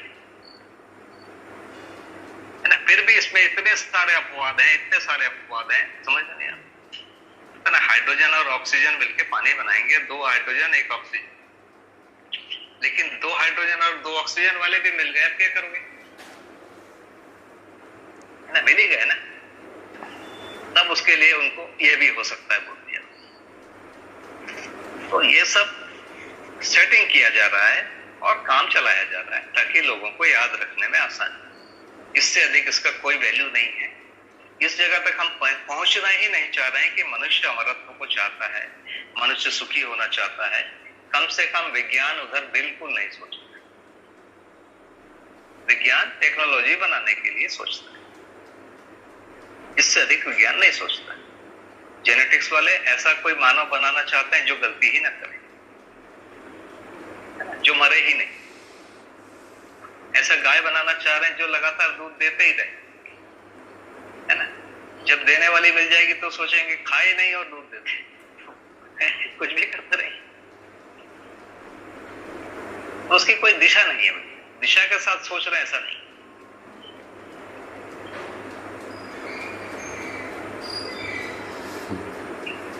जी पे है। धन्यवाद। हाँ बीनू भैया या अजय भैया शायद हैंड रेज किए हुए हैं, ये पिछला वाला है या फ्रेश क्वेश्चन है? थोड़ा सा नहीं भैया, नया वाला ही है। जी जी। तो एकदम साधन भैया जो बोल रहे हैं बिल्कुल मैं सहमत हूँ, क्योंकि जितने भी मैंड लीफ की टेबल या जितने भी हैं, और अब बात बहुत ज्यादा है, इसका मतलब माना सच्चाई तो यही है कि भैया तर्क को सजाना पड़ेगा एविडेंस के आधार पे, एविडेंस की सच्चाई। लेकिन जैसे अपन जब सोचने की कोशिश करते हैं, जैसे सूरज यदि मध्य में है, अब इसको जांचें कैसे? क्योंकि ये भी हो सकता है कि पृथ्वी भी शून्याकर्षण में है और ये सारे ही ग्रहगोल शून्याकर्षण में है, और ये आपस में व्यवस्था में एक दूसरे को पहचान करके व्यवस्थित हैं, बजाय सूरज माने जो अभी बोलते हैं कि खींचातान करते हुए उसको मध्यस्थ का काम कर रहे हैं। तो एक तो ये कैसे भैया को लगता है कि सूरज एक तरह से सौरमंडल में मध्यांश का काम कर रहे हैं। दूसरा, क्या डिजाइन ऐसा है जो राकेश भैया भी पूछ रहे हैं कि क्या ऐसा हो सकता है कि जैसे कई एटम्स की अपने अपने मध्यांश हैं और फिर वो जो अणु व्यवस्था बनती है, अणु रचना, क्या इस तरह की खगोलीय रचना है कि जैसे भले ही सूर्य है तो मध्य में, ये तो पक्का ही है, तो मध्यांश का रोल कर रहा है कि नहीं, बट है तो मध्य में, मध्यस्थ क्रिया कर रहा है कि नहीं पता नहीं। तो इस तरह के स्ट्रक्चर है कि एक सौरमंडल दूसरा सौरमंडल और उनके अपने अपने मध्यांश है, और जैसे अणु स्ट्रक्चर होता है उस तरह का डिजाइन है। ये भी हो सकता है भैया, और ये भी हो सकता है कि एक सौरमंडल किसी दूसरे सौरमंडल का पार्ट है, और ऐसे भी कुछ है, तो बहुत सारे मिक्स चीजें भी हो सकती है। अब इनको पता करने के लिए, एविडेंस के स्तर पर पता करने के लिए, फिर उनका अध्ययन और फोटोग्राफ, और ये फिर अगले 50 साल तक तो ये अभी निष्कर्ष नहीं आने वाले। बिल्कुल ठीक है, जिसको हम भौतिक रूप से अध्ययन कर लिया गया बोल रहे हैं। और यदि दर्शन के मध्य दर्शन के हिसाब से बोले तो यदि वो अणु का स्ट्रक्चर है या परमाणु का स्ट्रक्चर है, कुछ भी बोलांतता व्यवस्था में, और व्यवस्था में होने के कारण हमारे साथ पूरक है, हमको कोई तंग नहीं करेगा, ये हमको हानि नहीं पहुंचाएगा, पृथ्वी पर डैमेज नहीं, और ब्रह्मांडी किरणों की विधि से किसी जगह पर ये पृथ्वी के पूरक है, चाहे वो अणु के रूप में हो चाहे परमाणु स्ट्रक्चर। ये मुझे लगता है कि ज्यादा सार्थक उत्तर है, क्योंकि एक लेवल का यदि मिल गया तो उसके फिर अगले लेवल के लिए प्रश्न बनेगा, वो मिल गया तो फिर उसके अगले लेवल के लिए प्रश्न बनेगा, और ये अनंत लेवल है और वो कभी पूरा नहीं होगा। बराबर है, शायद कोई है कि जब जिसकी आवश्यकता नहीं है उसको जानने की उदय नहीं होती है, शायद ये हमारे लिए वो उतना कोई मेन है कि ये माने व्यवस्था में रहेगा। दूसरा जो अभी प्रश्न खड़ा हो रहा है कि क्या अपन ने जैसे कहा कि दूसरे धूमकेतु या इस तरह की जो बात आती है, तो इसमें सैटेलाइट का जब अपन एग्जांपल देते हैं तो मैन मेड स्ट्रक्चर दिखाई देता है। दर्शन के आधार पे ऐसा दिखता है कि यदि कोई भी ग्रह गोल एक बार शून्याकर्षण में आ गया तो सदा सदा शून्याकर्षण में बना रहता है। तो अब कोई जो माने जैसे ये भी आ ही रहा है कि यदि कोई ग्रह गोल ऐसी संभावना बने कि उसमें चारों अवस्थाओं का या उसका विकास नहीं हो सकता, तब वो किसी में समा जाता है। बट क्या इस तरह की घटना में ये मैन मेड ही स्ट्रक्चर्स होंगे?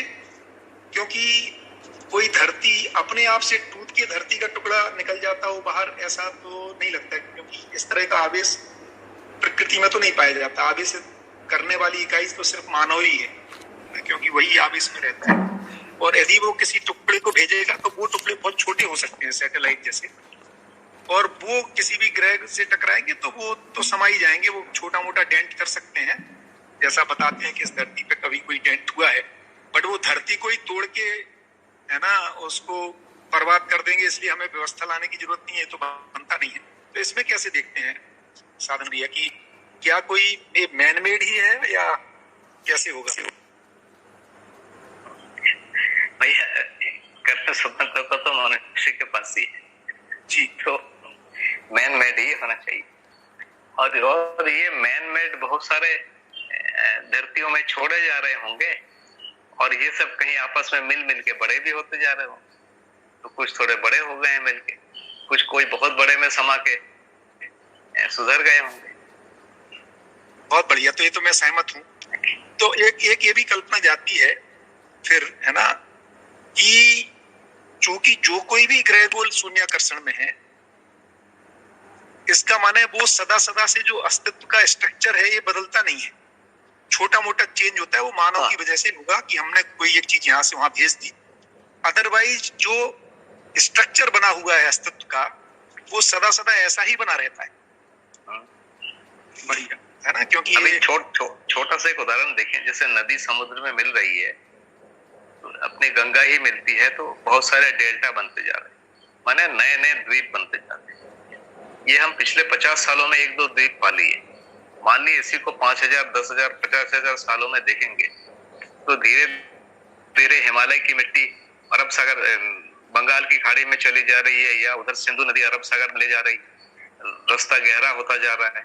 तो धीरे धीरे 50,000 सालों में शायद वहां पर नए लोग बस जाएंगे, वो ऊंचा हो जाएगा।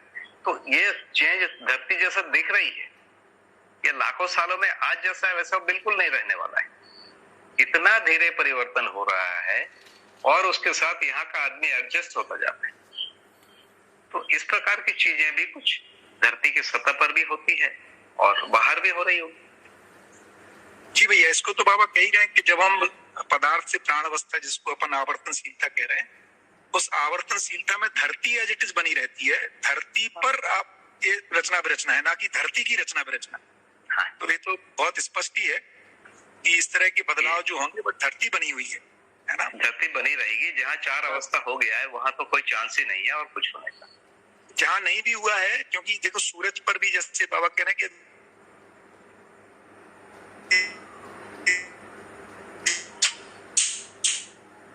सूरज भी होता है, तो वो आकर्षण नहीं रहते हैं हमेशा हमें। अजय भाई आपकी आवाज चली गई थी थोड़ी देर। बढ़िया भैया। हाँ, मैं कह रहा था कि जैसे बाबा कह रहे हैं कि जब सूरज भी, मान लो इस धरती को भी हम लोग परमाणु बम लगा के विघटित भी करेंगे, तो भी इसके जो अंश हैं या इसमें जो जुड़ा हुआ द्रव्य है वो विरल हो सकता है, लेकिन इसकी गुरुत्वाकर्षण से बाहर भाग के नहीं जा पाता है। इसका मतलब जो धरतियों की रचनाएं हैं वो एज इट इज ही बनी रहती है ना। उसमें से बहुत छोटा छोटा टुकड़ा जो हम लोग कभी मार्स पे भेज दिया या चांद पे भेज दिया, इतना ही कर पाते हैं। तो रचना तो एज इट इज बनी ही है, और एक बार यदि मानव हस्तक्षेप ना करे तो उसमें फिर माने परिस्थितियों के अनुसार, समय के अनुसार नहीं, परिस्थितियों के अनुसार विकास क्रम, विकास की घटना देखने को मिलती है। जी भैया, बढ़िया। तो भैया ऐसा सूत्र नहीं है ना कि हर जड़ रचना विरचित होगी, ऐसा नहीं होगी ही नहीं, बल्कि विरचित होने का मतलब ही क्या है?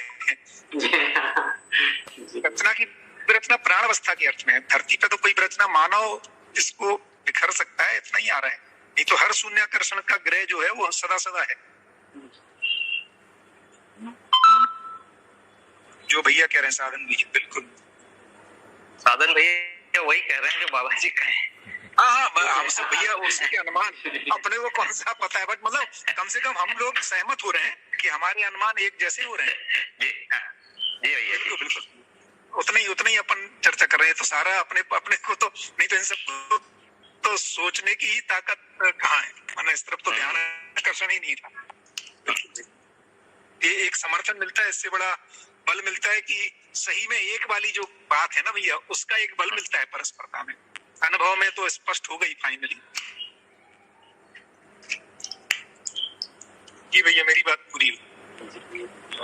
भैया अगले प्रश्न पे पढ़े रहे। अगला प्रश्न है, प्राण अवस्था में आयु का निर्णय किस प्रकार होता है?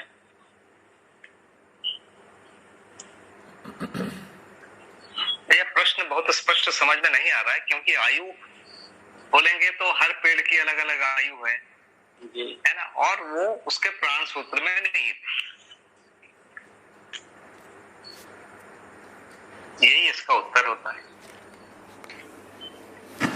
तो ये प्रश्न जिनका भी है, यदि वो इसको और स्पष्ट रूप से क्या पूछना चाह रहे हैं उसको स्पष्ट करें। जैसे हम लोग धान लगाते हैं ना, हमको पता है कि कुछ धान 120 दिन का है, कुछ 130 दिन का है, कुछ 150 दिन, है ना। और वो हर बार कर रहे हैं और हर बार वही रिजल्ट आ रहा है ना। तो ये तो करके देख लेते हैं।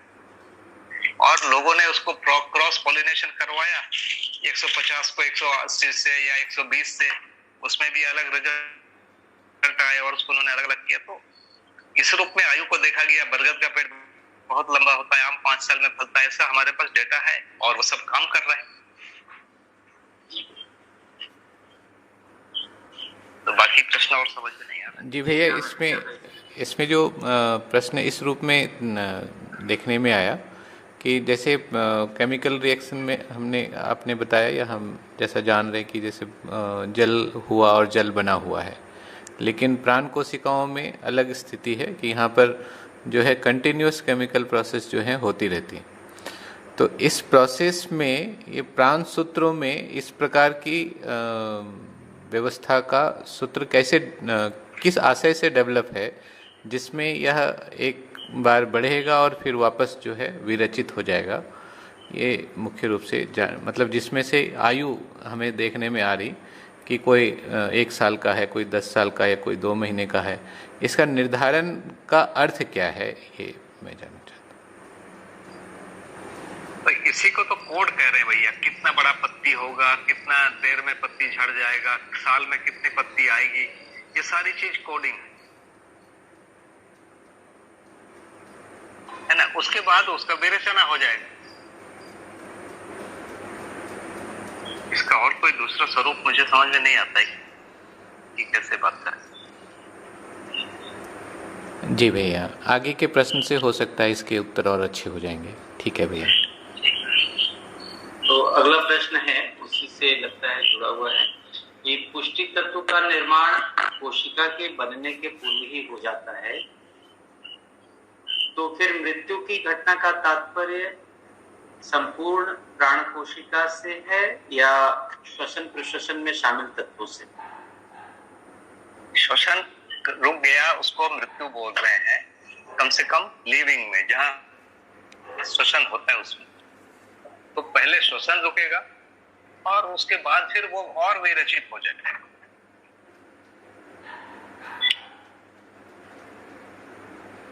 श्वसन रुकने के बाद ही विरचित होगा, पहले नहीं।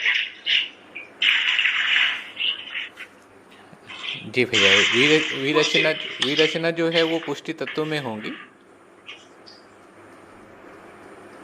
जी समझ में नहीं आया, फिर से। हाँ, विरचना जो है, ये श्वसन रुक गया तो वो विरचना वहां से प्रारंभ हो गई, ये बात थे। हाँ भैया, यदि श्वसन रुक गया तो सबसे पहले तो वो जो सेल का जो बाहरी परिवेश है उसी की विरचना शुरू हो जाएगी, है ना। मतलब अभी सेल एक प्रकार के रासायनिक क्रिया को कर रहा है, जैसे ही वो होगा एक दूसरी रासायनिक क्रिया होगी जिसमें उसका जो सेल वॉल है वो गल जाएगा या वो दूसरे प्रकार की रासायनिक क्रिया में शामिल हो जाएगा, है ना। उसके बाद फिर उसके अंदर का जो प्राण सूत्र है वो भी खत्म हो जाएगा। खत्म होने का मतलब दूसरे रासायनिक क्रिया का पार्ट हो गया। तो जब तक सेल रहता है तब तक वो सेल वाल दूसरी क्रिया करता ही नहीं, है ना, वही वाली क्रिया करता है। उसके बाद दूसरी रासायनिक क्रिया होती है जिसको बोलते हैं सड़ गया। सड़ना एक प्रकार का रासायनिक क्रिया, वो दूसरी उससे भिन्न, वो उसमें शामिल हो जाता है। क्रिया तो रुकती नहीं है ना, क्रिया का नेचर बदल गया। जब तक सेल है तो प्राण सूत्र कोई क्रिया नहीं करता है, उसके प्रभाव में आके बाकी सब एक ही क्रिया करते हैं और बाहर से रजिस्ट करते हैं। बाहर यदि कोई दूसरी क्रिया कराना चाहता है उससे वो रजिस्ट करते, नहीं होने देते। जैसे कोई पौधा पानी के अंदर है तो पानी के अंदर बहुत प्रकार के उसमें क्रिया होने की संभावना है, लेकिन वो क्रिया करता ही नहीं। जैसे जड़ है, जड़ धरती के अंदर अपने आप को बना के रखता है, वो गलता नहीं है, दूसरे बैक्टीरिया से को भी लड़ते रहता है।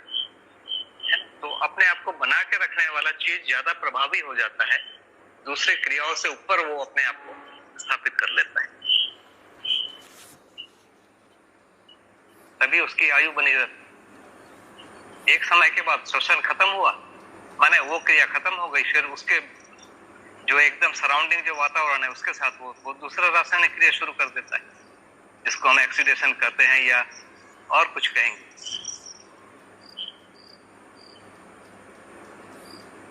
जी भैया। भैया इसी में प्रश्न रखा गया है कि पुष्टि तत्व की भी क्या मृत्यु हो सकती है?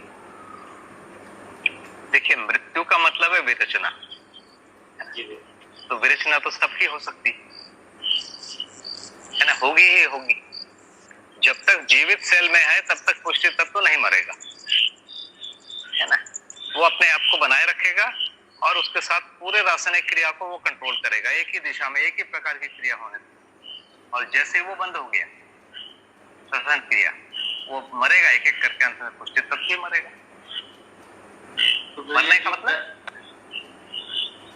पुष्टि तत्व के मरने का मतलब है कि वो दूसरी रासायनिक क्रिया का भाग बन जाएगा।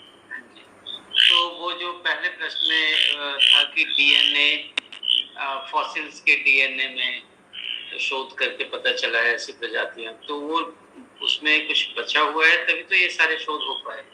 हाँ, वो बचा हुआ है, वो सड़ा नहीं। देखिए, फॉसिल का मतलब है सड़ेगा नहीं। फॉसिल सड़ा नहीं, सड़ेगा तो फॉसिल कैसे बने, है ना, सूख गया वो। जैसे केशुआ आदि के बारे में जो बात कही गई, पाउडर बना के रख दीजिए और अनुकूल वातावरण में वो आ जाते हैं। हाँ, उसका सेल नहीं टूटा, उसका जो सेल है वो सूख के रखा हुआ है, बाद में फिर वो जीवित हो सकता है, श्वसन क्रिया स्टार्ट हो जाएगी उसमें। ऐसे बड़ी बड़ी मछलियां भी होती है, बर्फ में दब जाती है और मर जाती है, मरती नहीं है वो, उस समय लुप्त हो जाती है। इसको हाइबरनेशन बोलते हैं। मछलियों में, मेंढक में, सांप में भी होता है। तो ये धरती के नीचे चली जाती है और जैसे ही फिर वापस होता है तो वो फिर से उसमें श्वसन क्रिया शुरू हो जाती है, पूरी चीज जग जाती है ना। हाइबरनेशन तो होता है ना इनमें, मेंढक में, सांप में, मछली में। तो भैया मेढक की आवाज आ रही है मानव भैया ये आयु के संबंध में संदर्भ से जो प्रश्न था वो इस रूप में था कि जैसे मानव की आयु है वो लगभग 100 साल के आसपास है, और इसमें ये बहुत आसानी से समझ में आता है कि जिस प्रकार से बाल्यावस्था है या आगे किशोरावस्था, युवावस्था, प्रौढ़ावस्था, वृद्धावस्था, और इन अवस्थाओं में से जीवन के प्रमाण की पूरी व्यवस्था देखने में आती है। तो ये आयु का निर्धारण पुष्टि तत्व में कैसे हुआ कि जीवन को इतना समय चाहिए कि वो अपने आप को प्रमाणित कर सके और उसकी तृप्ति, उसमें से होने वाली तृप्ति पूरी हो सके। ये इससे जुड़ा हुआ जो संदर्भ में ये बात रखी थी भैया पूछने के क्रम में। जी भैया, अभी हम एक पुरुष को ले लेंगे तो उसकी मूछ दाढ़ी आने का एक एज होता है, उसके पहले नहीं आता है ना। तो ये कोई कोड है कि इतने आयु के बाद मूछ दाढ़ी होगी, या इतने आयु के बाद इस प्रकार के जैसे स्पर्म बनना होता है, एक आयु के बाद ही बनना होता है, उसके पहले बनता ही नहीं, एक्टिवेट ही नहीं होता है। एक आयु के बाद वो बंद हो जाता है बनना।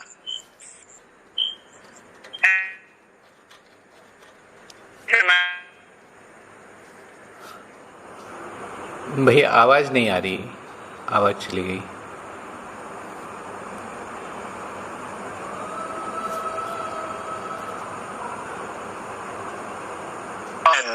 कोई 5 साल जीता है, कोई 10 साल जीता है। भैया आवाज चली गई थी एक बार।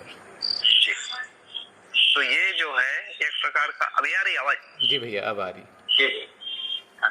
तो ये एक प्रकार का कोड है, इसका 10 साल, इसका 20 साल, इसका 50 साल आदमी ने अध्ययन किया, तो जो भी है वो अंततः एक सूत्र में सब जगह है, इसीलिए उस सूत्र से वो चीजें होती। तो प्राण सूत्र मेधस तंत्र बनाते हैं, जैसे मेधस तंत्र बनता है उसका कोड तो उसी समय हुआ ना, जैसे एक एग और जो शुक्राणु है,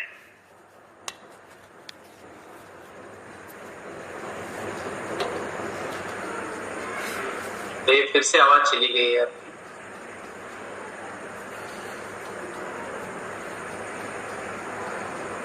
से मिलेगा, कुछ चीजें पिता से मिलेगा, कुछ नाना से मिल सकता है, कुछ दादा से मिल सकता है, कुछ परदादा से मिल सकता है। ऐसा करके एक चीज बनी और साथ में एक ब्रेन की रचना भी बनी। वो सारा चीज धीरे धीरे डेवलप, तो एकदम नए प्रकार की एक चीज बनी, उसके साथ वो सारे कोड हो गए।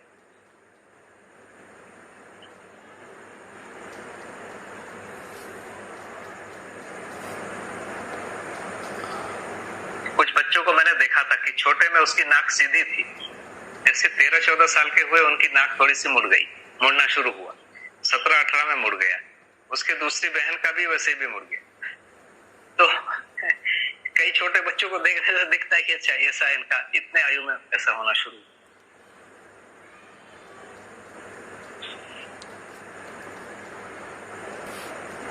है ना, तो इसी को कोड कहते हैं।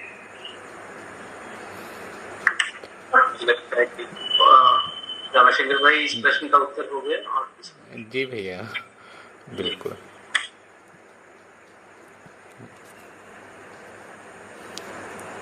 जी पूछिए भैया। नहीं हो गया भैया, आगे अगले प्रश्न में जा सकते हैं। बस एक मुझे लगता है कि अब 3 मिनट बचे हैं और एक प्रश्न ले लेते हैं। परमाणु सिद्धांत में आधुनिक विज्ञान ने बाहरी परिवेश में स्थित परमाणु अंशों के आपस में आदान प्रदान से भिन्न भिन्न प्रकार के परमाणुओं के यौगिक को पहचाना है, जबकि मध्यस्थ दर्शन ऐसी बात नहीं करता। मध्यस्थ दर्शन में यौगिकों के बनने में किस विधि की बात है? मतलब जो इलेक्ट्रॉन शेयरिंग की बात प्रेजेंट केमिस्ट्री में हम लोग पढ़ते हैं, आउटरमोस्ट शेल के इलेक्ट्रॉन्स का शेयरिंग, तो मध्यस्थ दर्शन में यौगिक का बनना कैसे समझे? हाँ भैया, इसकी बहुत व्याख्या बाबा जी ने नहीं किया है। इन लोगों ने जो व्याख्या किया है, फाइनली एक वैलेंसी निकाला है, संयोजकता, उसके आधार पर उन्होंने एक सेटिंग बनाया, उससे बोलते हैं। तो यहाँ तो धन और ऋण आवेश होता ही नहीं है ना। जैसे परमाणु अंशों में धन आवेशित, ऋण आवेशित, उससे उन्होंने पूरी सेटिंग बनाई है इलेक्ट्रॉन प्रोटॉन की। मध्यस्थ दर्शन में तो ऐसा कुछ होता ही नहीं। तो उसके लिए इस मॉडल पर हम लोग को सोचना पड़ेगा और मॉडल को डेवलप करना पड़ेगा। ये शोध का विषय है, मैं इस पर अभी शोध नहीं कर पाया। यदि आवश्यकता लगती है इसकी शोध करना है तो किया जाए। जी बिल्कुल भैया। भैया आखिरी मिनट में धन्यवाद ज्ञापन ही बनता है, और बहुत ही सघन और सभी वरिष्ठ लोगों का उनकी उपस्थिति से ये काफी उपयोगी बन पाया हम सभी के लिए। मैं आप सभी का तहे दिल से धन्यवाद करता हूँ। तो भैया आप सबको भी बहुत धन्यवाद। मुझे आप लोगों ने काफी ध्यान से और गंभीरता से सुना। पता नहीं मैं क्या बोल पाया, पर मुझे अच्छा लगा। सोचने का एक अवसर मिलता है, सब लोग का सानिध्य मिलता है, उसको आर्टिफिशियल सानिध्य कहेंगे पर मिलता है। और ये इलेक्ट्रॉनिक माध्यम में लग ही नहीं रहा है कि मैं मानव तीर्थ के कक्ष में नहीं बैठा हूँ। ऐसा लग रहा है वहीं पर बैठ के सब बात कर रहे हैं। तो जी बहुत धन्यवाद भैया। अगले सत्र में हम बाकी प्रश्नों को लेंगे। 14 प्रश्न थे भैया, तो एक प्रश्न के साथ आज विदा लेना चाहेंगे। बहुत जी भैया धन्यवाद। सभी को बहुत धन्यवाद भैया। नमस्ते। नमस्ते। बहुत भैया खूब उपयोगी चर्चा, धन्यवाद।